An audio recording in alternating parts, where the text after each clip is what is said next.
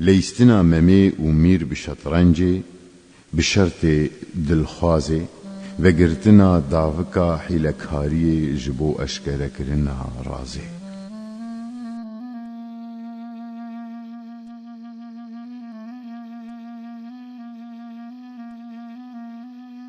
فرمانداری لشکری پیا و سوارن کو جوان را تیگوتن ستیر سروکی همی هلاتین برجور و همی آوابوین برجیر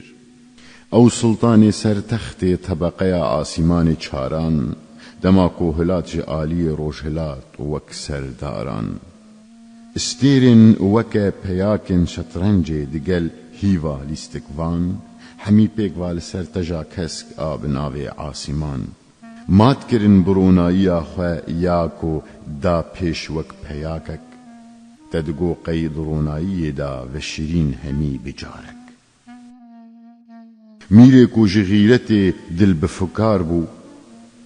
او شیره کو جپیجنا مروایی بریندار بو حتا سبه خونکت چاوان ندت بتیا او آموش ندبو وک آوان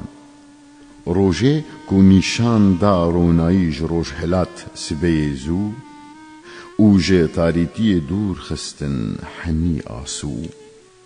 میر رابو و هات شانشینه نیزی کی کشکازینه و نازرینه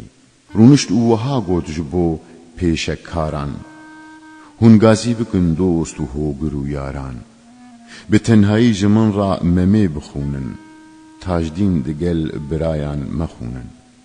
ایرو الممه ازی غزب کم سوجکوی هیا ازی ادب کم نابا گوجمن نهایا دار بنهون بالا ود کشم از همی پیگ و فرمانا من بینن جی هایدن بلز پاشه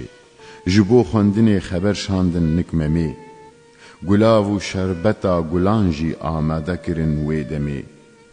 گلک شکر و شکرزل و می و خوشا گلک مسک و عنبر گلک شی گلاف آنین د مجلس ده گراندن کیفا خسر بسر گهاندن دوایی که هف پیوین و خبردان و صحبتا جواته کشانن آنین سر توله و سترنج و کشوماته میر جممیرا وها گوت بکرب و رکو کین ایرو امی بطرا بکن جنگ و شر و تکوشین رابع جمن را وره ور وره هفبر بگمان لدجیتا ازم تکوشر شرط من دگلتا ای سرفراز هرچی تدوی جبو من جی دلخواز لیبلی جناوا کرن گنج هبو کرکی میر خوش دوی زمان خوبو همجی گلک جیر یوسف شرمی بو لبر خوشکی و سپهیاوی رستم زوربری بو لبر فیرسی و عگیتیاوی هف پیو و هف دمی ممی بو هویشایی و هف خمی ممی بو سروک قرآن بو او ناوی وی گورگین وی تاول خبر بر و گهان تاجدین دما او مرخص جروشه هایدار بو بوی را هم چکو هم عارف پشدار بو وان شیران ورساندن قید و زنجیر هر سی به توایی رابون و چون نکمیر تاجدین و هر دو براکو بمش هاتن هر دو کابک جبو ممی دشش هاتن فیل و رخ و کرکدان کو هاتن دیتن کو میر و ماموسته خواه ماتن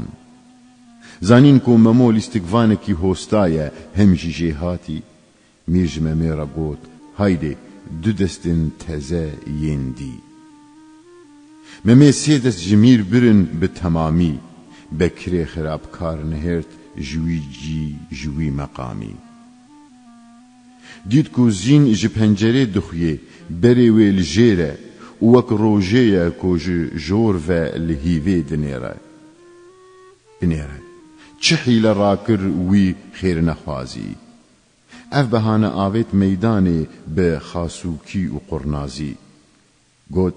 لیستکو جی بدورن جارنا لجور جارنا لجیرن هون هر دو جین خواه به هف بگوهیرن ممی دیوی جاری ببه زور بری او دیه بگیجی مقصد خواه یا داخواست کری میر رابو و چو جیه ممی جار ممی جهاد جیه کو له هفبری وی بو یار چاوه ممی کو دیتن روی زینه و وی دیت زین مفتن جدست و خفیل و فرازین دلی وی مال پنجره و شباکان حسب خود دا جیه پیاکان میر برنج ممی به توایی شش دست ممی بوج میا لهفبر خواه سرخوش و مست میر جممی را گوت مشرط خدانی بود الخواز ویجی گوت که ببیجه چیه جبوت داخواز میر گوت داخواز آمه نه دست خستنا ماله داخواز آمه جته اشکره کرنا روشه و حاله جشترنج و لیستیک قصد و داخواز نتشتکی دیه جبل کو اشکره ببه راز شرط من اوه کو تبیجی و بدی زانین کانی ددنه ده کیه یارا تیا دلستین هرچیا کو دلیت لباله هرچیا او پری دخوازه بلا وک ملکان به دخوازه حوری اگر از ویجتر لایق ببینم از مال خو بدم ویجتر بینم تام دو وقت فرسنده دا بکری خودی خرز با آوای کو افترای دور دخه در باخلی دا بلز گوت من دیتیه یا کو ممی او اوان دیه کچک عربانه یکا لیو دقان دیه جسری حتا لنگان رشه او عین وکا قیر نلایقه جبو قال کرن و خست نامیر وی دربه لممی وسا تأثیر و کار کر یک جا جهش بی خبر و جعاقل نهایه دار کر دریای دلیوی یا پردکری پیل دا و گرین جهاد جنشکه و بو گازیا وی دریای و قیرین جهاد گوت وکوی گوت قد جینه سایه میره من پریا کو دل من شوتان دیه گلک هیجایه دوت میره او دو کوشکان ده دجی او لوره شانشیناوی وقت تیر انقای او گلک بلنده هیلیناوی جنجادک پاک و پاقجه میرانیه او نه آو و آخه لی جنوریه و نورانیه او سردفتر حوریانه او و سرنازنینه گرچی بخوا ملکه لی ناوی وی زینه میر اف پیوال دجی مزنایتی و هیبتی گاوا کو بهیست تاول هات غیرتی و گوت جبو کما غلامان هون چما گلی امک حرامان وین مرو وی ناگرن وک سوجدارکی بیرومد داکو ازوی بکجم جبو کو ببع عبرت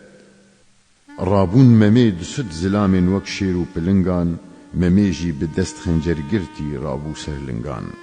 تاجدین و چکو دگل برای خوی دی جبو پشتگیریا ممی رابون بتوایی گوتن